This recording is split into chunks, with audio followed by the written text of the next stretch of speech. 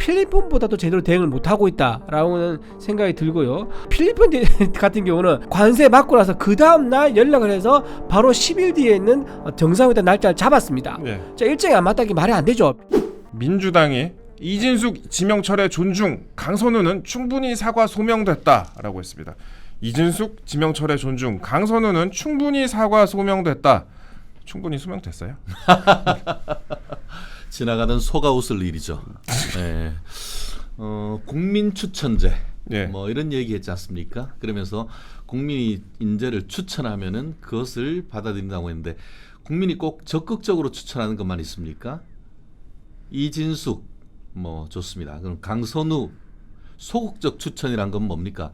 적극적으로 내가 추천하는 걸 넘어서 쟤는 안 돼라는 것도 국민의 의사 아니겠습니까? 네. 그런데 지금 그 강선우 의원 같은 경우에는 국민이 추천하겠습니까? 국민한테 갑질하는 사람을 왜 추천합니까? 그리고 국민의힘에서 반대합니까? 오히려 민주당 내에 있는 민주당 보좌진 협의회 전현직 대표가 당신은 안 돼. 쉽게 말하면 나가리. 뭐 이런 얘기를 하고 있는데도 네. 그럼에도 불구하고 지금 강행하고 있는 점에서 이재명 정부를 자칭 국민 주권 정부다라고 얘기하고 있습니다만 이 문제는 인사가 만사이고 그 부분이 국민의 눈높이에 맞춰야 된다는 점에서 이것은 국민 주권 정부가 아닌 이재명 주권 정부를 대표하는 아주 상징적인 사건이다 이렇게 얘기를 하고 싶습니다. 말씀드린 것처럼 저는 지난주부터 이 결과를 예측을 했습니다. 아마 지난주에도 이 얘기를 했었는데 뭐냐면은 이진숙을 희생양 삼아 강선우는 살린다라고 예측을 했습니다. 그렇죠. 그게 시나리오 원안이었죠. 그렇죠. 네. 뭐 그게 그럼에도 불구하고 여론은 오히려 이진숙보다 강선우가 나빠도 훨씬 나쁘다 이런 여론이 강했음에도 불구하고 뚜껑을 열어봤더니 왜 슬픈 예감은 틀린 적이 없나. 결국 내 사람은 챙기고 나랑 좀에 관계 없는 사람은 그냥 내치는 그런 분 아니겠습니까? 지난주 같은 경우에도 정규재 전 한국 경제 주필이 이재명을 만나고 와서 그 얘기를 했더니만 그건 내가 추천한 사람이 아니지 뭐 이런 얘기를 했다고 했잖아요. 저는 거기에서 이진숙은 아웃이구나 하는 것을 직감했다라고 복선. 얘기했는데 예 그런 것처럼 나랑 직접 오랜 기간의 어떤 관계 있는 사람이 아닌 사람은 그냥 쉽게 탁 내치는 그런 인사 스타일 이번에도 확인한 것이 아닌가. 결론적으로 국민 추천제다라는 그런 것은 양두구육에 불과했다는 것을 강선우 후보자를 임명 강행한 것을 통해서 사실상 입증했다고 봅니다. 네, 국가적 위기 극복 당면한 국가적 죄송합니다. 제가 위기를 말하다가 사례가 걸렸어요. 사례가 저 위기입니다. 국가적 위기 극복, 뭐 당면한 수해 상황 등 현안이 많다라고 하면서 더 이상 국민의힘에서 국정 발목 잡기 하지 않을 것으로 기대한다라고 했는데 이거는 이제 대변인 국민의힘에서 나오셨으니까 뭐 국정 발목 잡기 하지 않을 것으로 기대한다. 이게 그러니까 강선우 후보자 지적하는 게 이제 국정 발목 잡기다 뭐 이런 거였던 것 같은데 참 어떻게 보셨어요? 예. 방금 말씀 잘 이제 너무 잘하셨는데 국민들이 추천만 하는 것만 있는 게 아니죠. 국민들이 반대하는 것도 있죠. 이런 사람들은 도저히 국민들이 장관으로 오는 것을 인정할 수 없다 반대하는 목소리가 있는 거고요. 이진숙 이제 후보자 같은 경우는 아마 어떤 요건을 갖춰놓고 퍼즐을 끼워 놓다 보니까 이진숙 후보자한테 걸린 것 같아요. 그러니까 여성이고 지방대 출신이고 충청도 가는 지역, 그러니까 지역과 여성과 그다음에 좀 중앙에 있는 메인스트림에서 벗어난 이런 어떤 상징적인 인물을 찾다 보니까 이진숙 후보자가 걸렸기 때문에 아마 후보 이제 교육부 장관으로 좀 밀었던 것 같은데 어쨌든 인사 검증이 어떤 조건에 맞춰서 하다 보니까 제대로 인사 검증이 되지 않았던 인사 검증 실패가 아직 민낯이 그대로 드러난 그런 이제 인사라고 말씀드릴 수 있고요. 강선우 후보에 대해서는 지금 심상치 않은 게 전영애 이제 전 여가부 장관이 있습니다. 저도 그걸 봤어요. 아까 이제 주진 의원하고도 그 얘기 했었는데. 하셨어요? 네네네. 문재인 정부 때 여가부 장관 하셨죠. 그렇죠. 문재인 정부 여가부 장관 했고 노무현 정부 때는 인사비서관을 했었어요. 네. 그러니까 이분이 인사에 대해서 굉장히 전문가입니다. 네. 그리고 여가부 장관 직접 했었고요. 예. 그렇기 때문에 지금 이분이 나선다고 해서 굉장히 큰 의미가 있습니다. 네. 인사 전문가 이건 사실 이 경험이라든가 따로 그 분야에 대한 어떤 노하우가 없으면은 예. 사실 전문가로 인정받기 힘든데 이분이 과거 했던 일화를 얘기한 거예요. 뭐냐, 여가부 장관 할 때 강선 의원이 찾아와서 해바라기 센터를 자기 지역구에 만들어달라고 했는데 해바라기 센터 하려면 산부인과 의사 필요하거든요. 네. 여기저기 알아보니까 이번엔 안 되는 거예요. 네. 그래서 좀 시간이 걸릴 것 같다라고 찾아가서 얘기를 하니까 강선 의원이 그 여가부 장관한테 이렇게 말을 했다고 합니다. 그대로 말한 거죠. 읽어드릴게요. 하라면 하는 거지 무슨 말이 맞냐? 라고 여가부 장관한테 얘기를 하면서 예산을 삭감했다는 거예요. 결국은 장관이 이제 머리를 쪼아리면서 예산 살려달라 해서 결국 살렸다고 하는데, 자, 중요한 건 이겁니다. 전영의 전 여가부 장관이 왜 강선우 후보자에 대해 반대 의견을 냈을까요? 제가 보기에는요, 여가부에 있는 공무원들이 전 장관에게 SOS를 친 거예요. 도저히 우리가 이분을 모시고 일 못하겠다. 네. 쓰레기 뭐 분리수거부터 변기 청소까지, 변기 수리까지 해야 되는 이런 이제 상황이 올 수도 있는데 전 장관님한테 좀 살려주세요. 이런 분이 오시게 되면 우리 을을 위하는 중앙 부처인데 갑질의 여왕이라고 지금 비판받는 사람이 온다는 게 말이 되느냐라고 하면서 SOS를 치면서 구해달라고 한 거 아니겠느냐. 그래서 총대를 메고 십자가 진다는 심정으로 아마 정영애 전 여가부 장관이 이렇게 강선우 후보에 대해서 굉장히 반대의 입장을 낸 게 아닌가 싶습니다. 이게 정영애 전 장관이 쓴 글이다라면서 글이 돌고 있는데 그렇죠. 아마 이게 페이스북에 비공개로 올린 것 같아요. 그래갖고 이제 저 찾아보니까 직접적으로 좀 검색은 안 되는데 한 번 더 체크는 해봐야 될 것 같은데 일단 이런 식의 글이 좀 나오고 있다. 그 사실이라면은 상당히 앞으로도 파장이 있을 것 같다. 그런데 지금 이것 때문에 실제로 지금 예. 여론조사 같은 게 좀 심각하잖아요. 여론조사 안 그래도 그 말씀 좀 드릴게요. 이게 여론조사 리얼미터에서 조금 전에 이제 발표한 7시에 발표한 조사 결과인데 이 대통령의 지지율이 2.4% 포인트 하락을 했다. 취임 후 첫 하락이다라고 보도가 나오고 있습니다.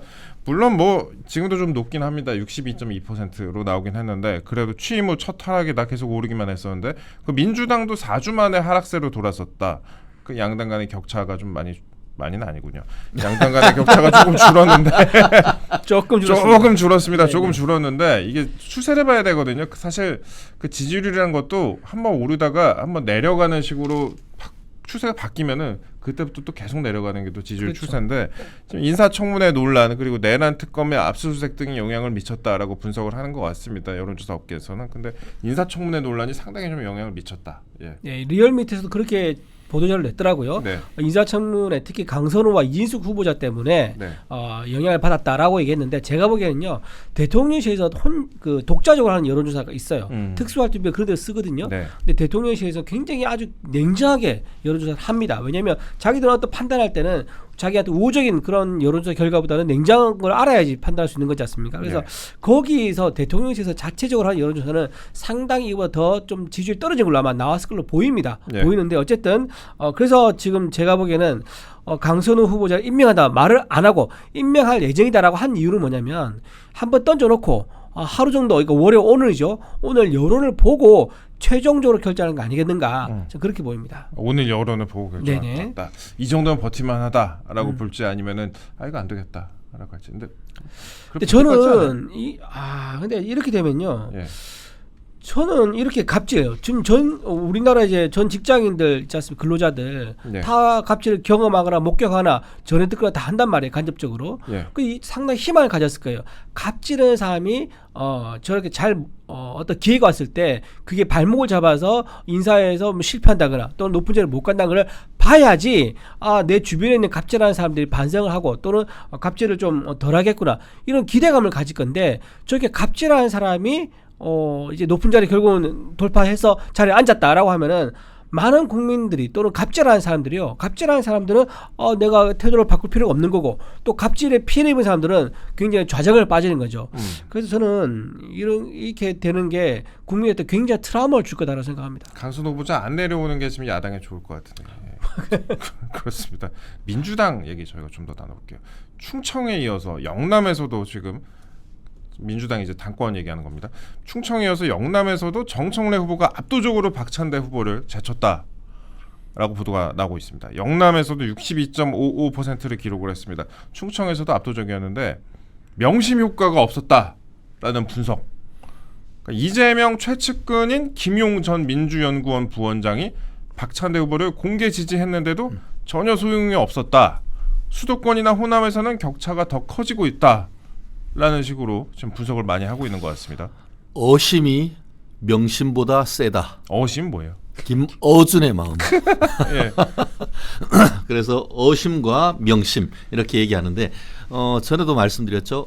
여기서 김어심이란 게 김어준의 말이기도 한데요.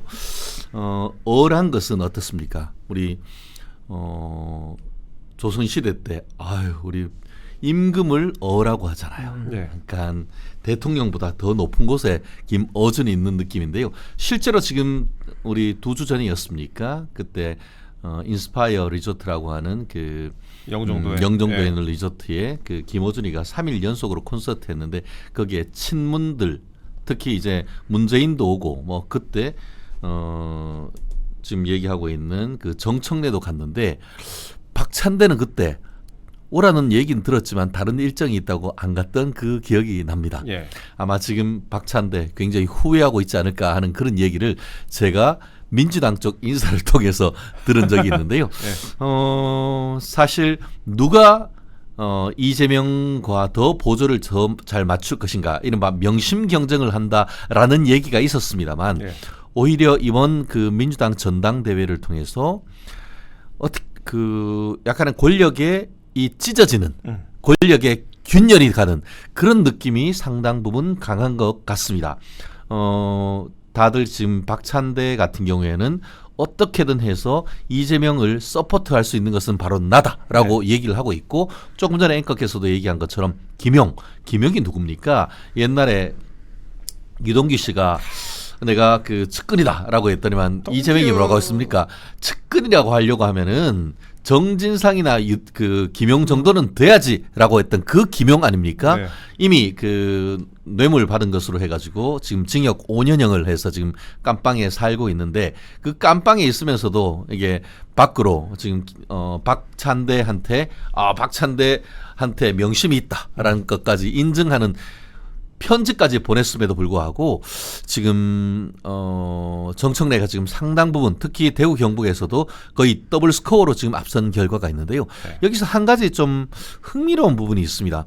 사실 지난번 그 민주당 당내 대통령 경선할 때도 이재명이 한 90% 정도 TK 지역에서 얻었을 겁니다. 그렇죠. 그런데 흥미로운 것이 적어도 제가 아는 한 박찬대 의원의 부모님 고향이 경북 예천인 것으로 알고 있습니다. 예. 경북 인사란 말이에요. 근데 경북에서 뭘 하면서 본인이 그 경상도란 부분을 강조하지 않은 것 같다는 느낌. 한 번도 지금 박찬대의 그 대구 경북 그 지역에 여론조사를 그 선거 운동을 하면서 본인이 대구 경북에 고향을 두고 있다는 말을 얘기한 적이 저는 제 기억으로는 지금 본 적이 없는 것 같습니다.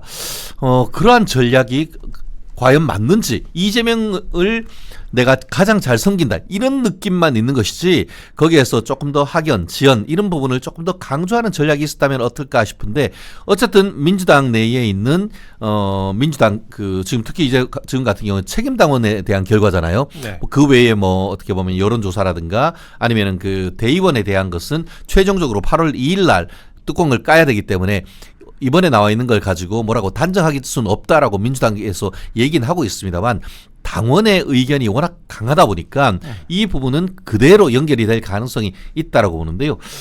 말씀드린 것처럼 그 박찬대 선친의 고향이 대구 경북인데 거기에 숫자 이 정도가 나왔다라고 한다고 하면은 전체적인 어떤 여론의 흐름, 특히 민주당 지지자들의 흐름은 정청래 쪽으로 가고 정청래 위에 김어준의 흐름으로 가는 것이 아닌가 저의 개인적인 뇌피셜입니다. 벌써 지금 시작부터 지금 충청에 이어서 지금 영남에서도 더블 스코어 가까이 좀 차이가 났단 말입니다. 이거 지금 그러니까 이런 식으로 분석이 되고 있어요. 그 여권 내 역학관계 그리고 권력 분열 측면에서 봤을 때 그러니까 권력 분열이 지금 벌어지고 있는 거 아니냐.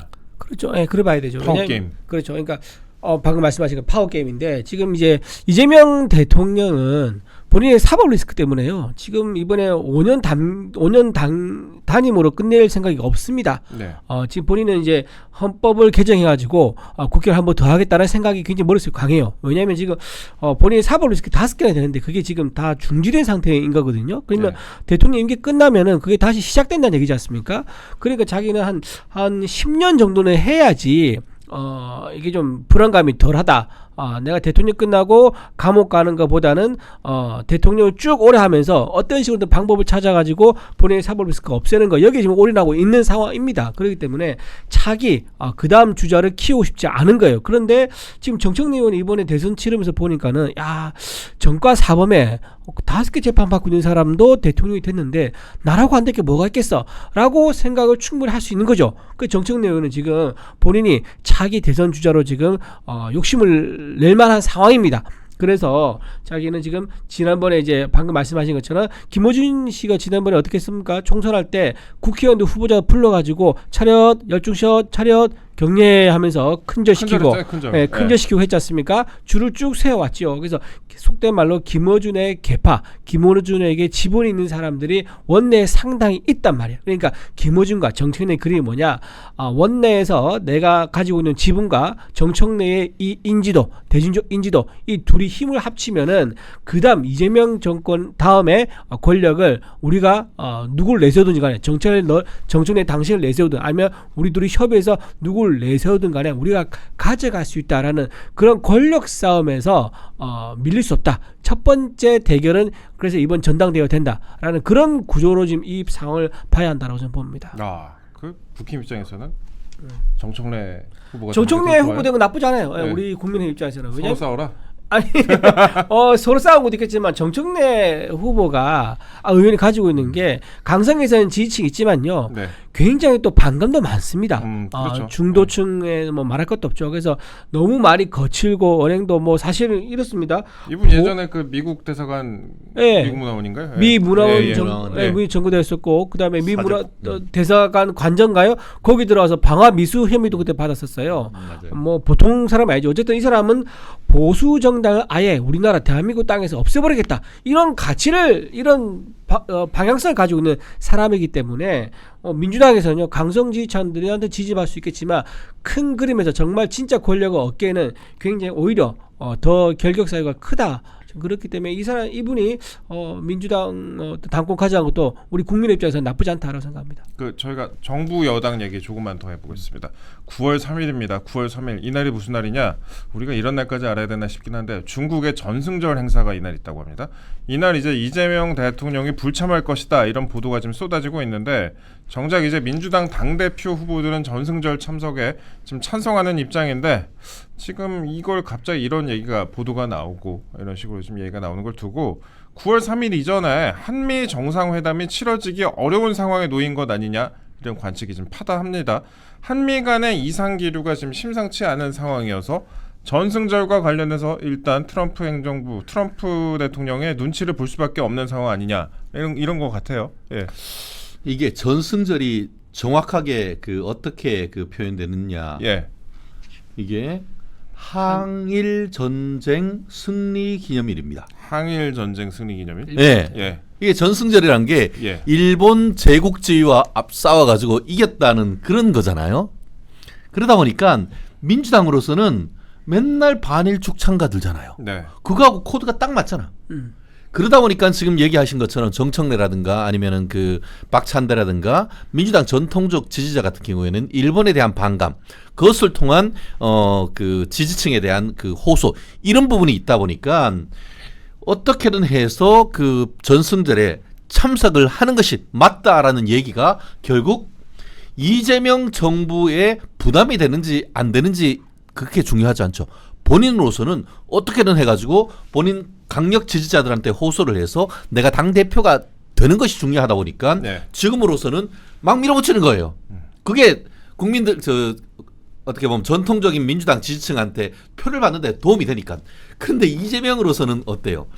야 이거 진짜 솔직히 여기도 쉐쉐 저기도 쉐쉐 일본에도 쉐쉐 아리가또 하고 싶은데 그렇게 하면 어떡하지? 지금 8월 1일부터 당장 트럼프가 25% 노관세라고 네. 하니까 이거 어떡하지? 이러고 있는데 지금 이재명 당신 시진핑 만나러 가라고 한다고 하면은 속으로 지금 이재명의 속은 어떨까 이런 생각을 제가 약간 빙의를 해가지고 해봤는데요. 네. 사실 벌써 대통령 취임하는 게 거의 한 달 반, 2달 다 되고 있지 않습니까? 그렇죠. 이재명이 트럼프하고 전화했다는 소리 들어봤습니까? 하고 나서 3일, 4일 있다가 잠깐 20분 전화를 했다고 하니까 10분 통역 빼면 10분 꼴랑 했는 거예요. 그러면서 축하한다. 그런데 뭐 그리고 메시지를 하면서 그런데 중국이 너네한테 간섭하는 건 안 돼. 이런 메시지를 던진 이후에 지금 정상 간의 어떤 커뮤니케이션이 있다는 얘기가 나옵니까? 지난번에 위성락 바삐 그냥 미국 날아가가지고 제대로 관련되는 사람 보지도 못하고 한국 왔다가 다시 또 어제 또 갔다는 것 아닙니까? 그때 정상회담 얘기만 꺼내고 빈손으로 그래놓고 공감한다. 공감하지. 그러면 실냐?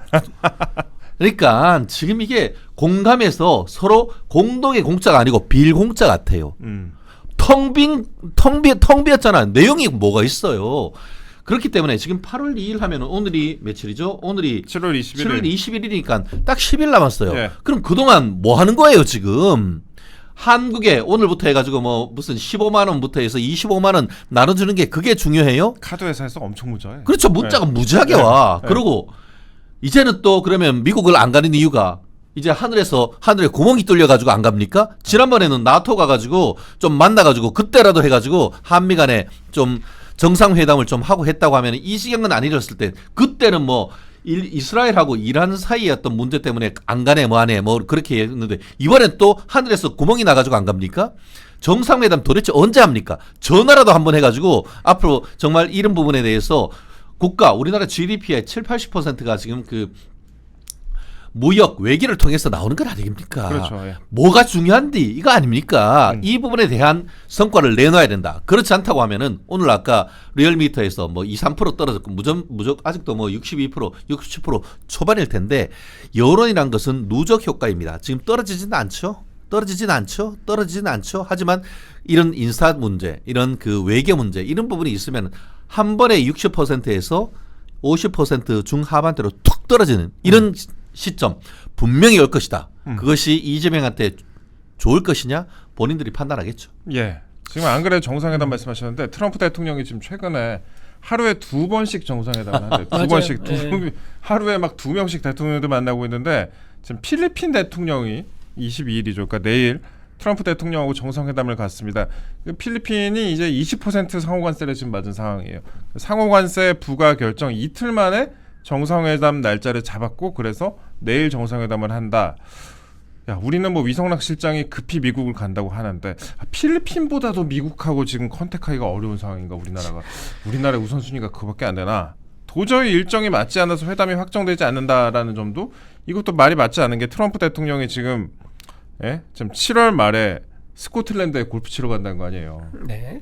지금 이제 필리핀 같은 경우를 보면 진짜 이재명 대통령이 정말 이거 부끄러워야 됩니다. 그리고 이거 굉장히 좋지 않은 신호라는 것을 심각하게 받아들여야 됩니다. 왜냐하면 필리핀 마르코스 대통령이 언제 이 그 일정을 잡았냐면요.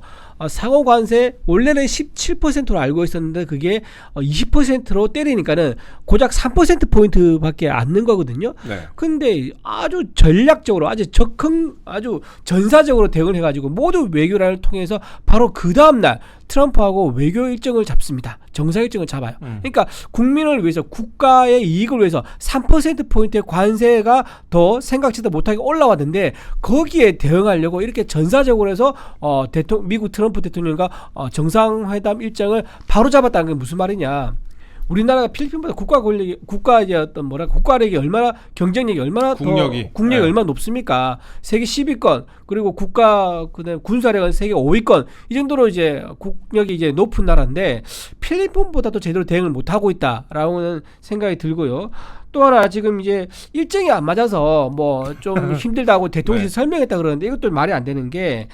보세요. 필리핀 같은 경우는 관세 받고 나서 그 다음 날 연락을 해서 바로 10일 뒤에 있는 정상회담 날짜를 잡았습니다. 네. 자, 일정이 안 맞다는 게 말이 안 되죠. 필리핀은 필요하면 바로 잡는데 그럼 우리는 뭡니까? 그리고 또 우리는 7월 말에 트럼프와 정상회담 하겠다고 일정을 공개한 적이 있습니다. 그런데 정작 트럼프 대통령은 그때 영국 간대요. 스코틀랜드에 가서 거기서 2박 3일 동안 거기서 영국 이제 왕세자들하고 또 면담을 할 예정인가 봐요. 네. 자, 이런 식으로 7월 말에 우리는 만나고 싶다라고 신호 보냈지만 공개적으로 오지 말라면서 다른 해외 일정을 잡는 걸 보여줍니다. 그러니까 트럼프가 지금 이재명 대통령 만날 뜻이 전혀 없다는 얘기예요. 그래서 저는 25% 관세, 저는 25%는 안 끝납니다. 브라질처럼 50% 받든지 아니면 캐나다처럼 35% 받든지 이렇게 될 날이 멀지 않았다. 그리고 지금 보세요. 위성락 지금 전 안보실장도 지난번에도 갔다가 빈손으로 돌아왔지 않습니까? 네. 그 이번 또 나가요. 예.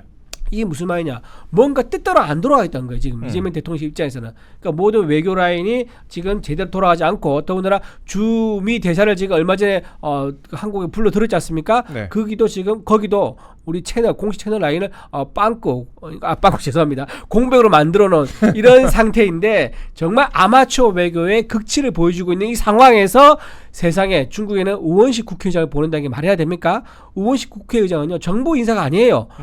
자기 뜻을 뭔가 대신해서 표현하려고 그러면 특사를 보내는 게 맞죠. 특사를 보내는 게 맞는데 현직 국회의장은요 또 정당도 없습니다. 민주당도 아니에요. 네. 그런데 국회의장을 보낸다는 것은 굉장히 좀 뭐랄까 미국의 입장에서는 보기에는 이재명 대통령이 정말 중국에는 온갖 정성을 다 기르고 있구나라고 보일 수밖에 없는 그런 아주 최악의 악수를 계속 두고 있다 말씀드립니다.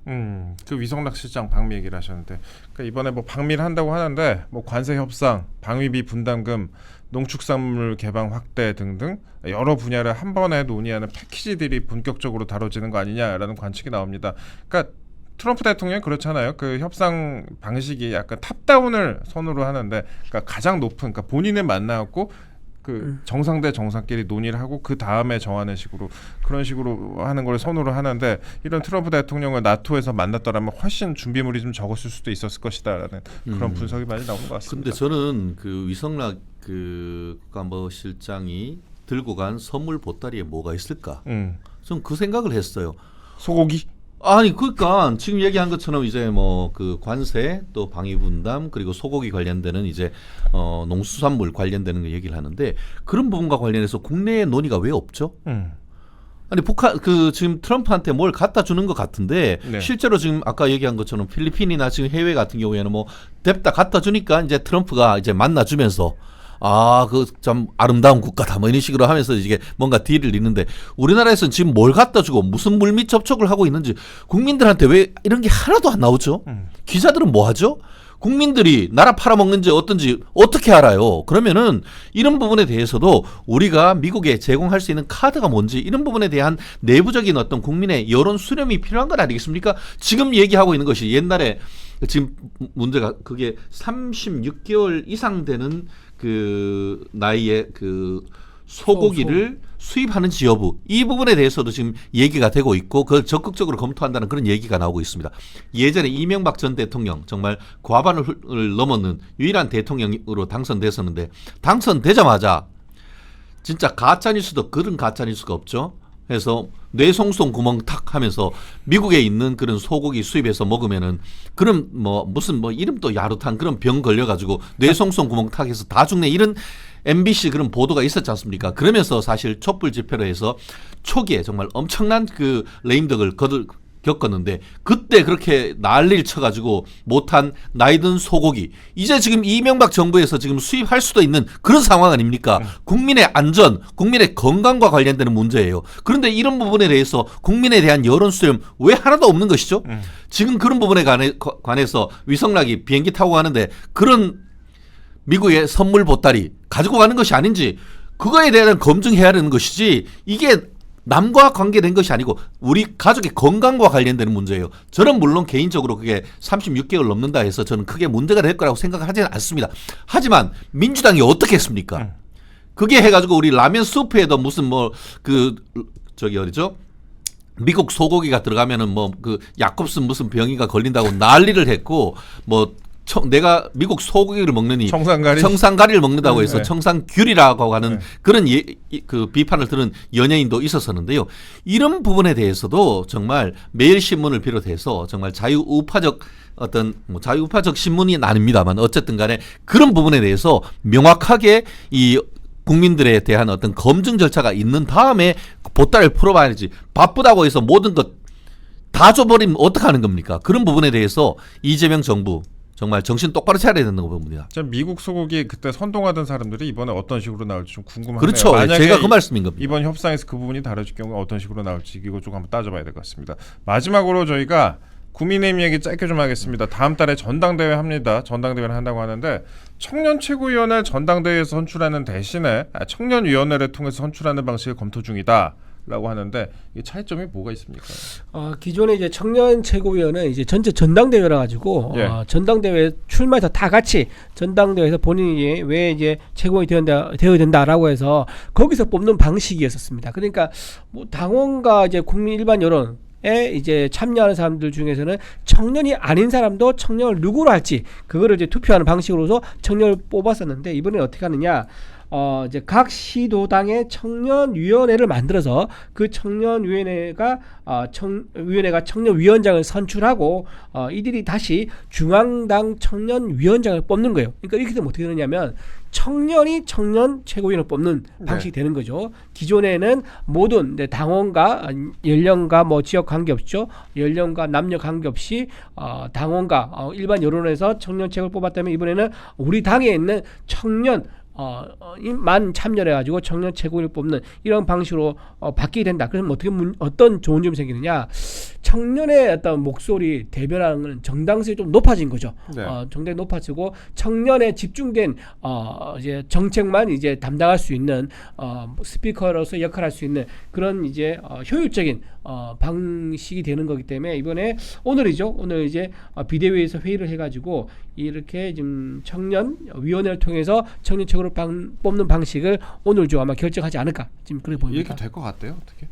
근데 이건 나쁘지 않은 것 같아요. 나쁘지 않은 것 근데 같아요. 실제 민주당에서는요, 예. 전당대회 할 때 청년 최고위가 아예 없습니다. 이거 근데 예. 사실 청년 최고위원도 그동안에 현역 의원이 출마하면 훨씬 당선 당률이 그렇죠. 그러니까 높고. 45세 그다음에 이하 진정호 현역, 의원, 그렇죠. 예. 진정호 의원, 뭐 예를 들어 박충곤 의원 이런 분들이 청년으로 나가면요, 청년 최고위원 될 수 있죠. 그러면 현역 의원도 굉장히 유리합니다.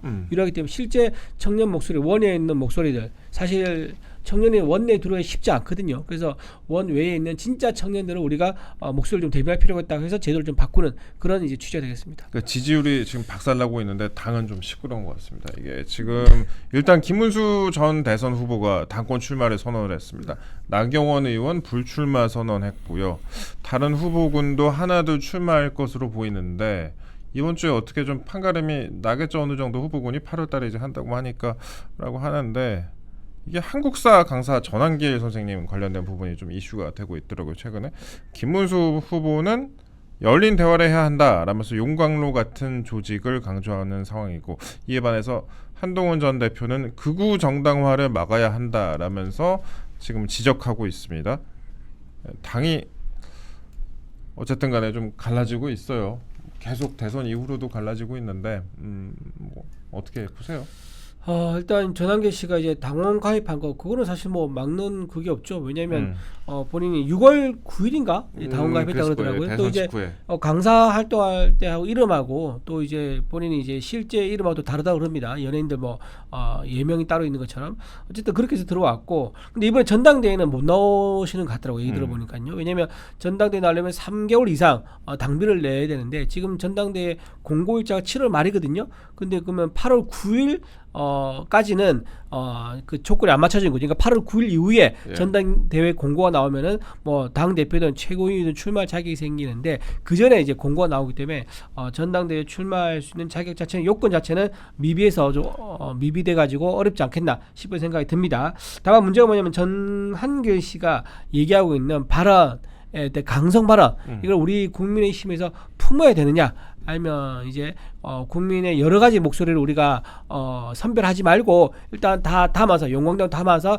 그걸 녹여내가지고 하나의 에너지로 만들어서 가야 되냐 이런 논란이 있는 것 같아요. 그렇기 때문에 좀 당 지도부에서도 좀 고민을 하고 있는 그런 상황인 것 같습니다. 근데 이 부분과 관련해서 오늘 매일신문의 사설이 참 시적절한 사설이 나온 것 같습니다. 지금 현재 전체적으로 봤을 때의 전당대회에서 두 가지 흐름, 좀 전에 얘기하신 것처럼 한동훈 계획 같은 경우에는 인적 청산을 통한 쇄신 이 부분으로 흐르는 것이고, 지금 김문수 후보님 같은 경우에는 당 정체성 쇄신을 통한 어떤 그 국민에게 나아가는, 한마디로 그 자유 보수 우파를 인적 쇄신보다는 오히려 우리가 선명성 내지는 그 보수의 본질적 가치를 중심으로 쇄신을 해야 된다는 그런 두 큰 흐름 속에서 오늘 그 매일신문 같은 경우에는 국민의힘 전당대회 인적 청산 아닌 정체성 쇄신 경쟁을 해야 된다라는 그런 메시지를 던진 것 같습니다. 여전히 국민의힘 내에서 그 두 가지 방향에 대해서 아주 치열하게 그 다툼을 하고 있습니다만, 김문수 후보님 같은 경우에는 누구를 내치기보다는 또 용광로로 하면서 실질적인 어떤 당헌 당규를 개정, 그걸 통해 가지고 어떤 그러니까 당원들의 쉽게 말하면 당원 민주주의를 좀 더 강화해야 된다는 이런 쪽으로 지금 얘기를 하고 있는데, 그 부분도 누구 말이 맞을지는 8월 19일 날에 있은 22일이죠. 있을 전당대회를 통해서 결정해야 된다라고 합니다만, 어쨌든 전체적인 흐름은 여당의 이른바 3특검을 통한 국민의힘 국회의원들에 대한 어떻게 보면 정치 공세를 아주 강하게 걸고 있지 않습니까? 이런 상황 속에서 인적 쇄신이라는 취지로 해서 서로 정죄를 해버리면은 사실상 국민의힘의 어떤 존재 기반이 없어져 버리는 이런 위기 상황 속이라고 한다고 하면은, 먼저 어떻게 보면 가치를 중심으로 하는 어떤 그 쇄신으로 나아가고, 그 과정 속에서 이제 인적 쇄신 이런 부분에 대해서는 하나하나 해나가는 어떻게 보면 통합 후 쇄신 이런 쪽의 흐름으로 지금 가져가려고 하는 그런 흐름을 오늘 매일신문의 사설에서 실었었는데, 저 또한 상당 부분 어떻게 보면은 정당 민주주의란 취지에서 비춰왔을 때는 상당 부분 이 부분에는 공감하고 있는 것 같은데요. 다만 지금 이런 부분은 대구 경북의 분위기와 또 수도권의 분위기가 조금 다른 이런 상황 속에서 최종적으로 국민의힘 전당대회 당원들의 어떤 결정이 될지는 좀 두고 봐야 되겠습니다만, 방향에 대해서는 전체적으로 김문수 후보님 여론조사에 보면 상당 부분 앞서가는 것은 맞는 그런 상황 속에서 그 방향이 인적 쇄신보다는 어떻게 보면 당의 정체성을 쇄신하는 쪽으로 가자는 흐름으로 갈 가능성 전 좀 점쳐봅니다. 예. 그 시청자 여러분들께서 요즘 야당 얘기하면 별로 안 좋아하세요. 예, 맞아요. 네. 뭐 또 어쩌라고 약간 이런 식의 반응을 보이시는데, 그래도 뭐 양당 격차가 많이 줄었습니다. 23.4% 포인트밖에 차이가 안 난다고 합니다. 그러니까 아이고 참. 저는 개인적으로 뭐 당원도 아니고 국회와 관련 있는 사람도 아니지만, 그 양당이 어느 정도 균형이 맞아야 나라가 제대로 굴러가겠죠. 예, 그러니까 그 부분은 예. 전당대회 잘 해야 될 필요가 있는 게, 네. 2017년에 박근혜 전 대통령 탄핵됐을 때 예. 16% 국민의힘, 그러니까 그때 새누리당 16%였고, 그 이후에 그 전당대회를 통해서 황교안 대표가 선출되고 그이를 중심으로 다시 투쟁을 강화하니까 금방 30% 중반으로 회복된 것으로 알고 있습니다. 그렇기 네. 때문에 이번 전당대회가 그만큼 중요한 시험대이기도 하죠.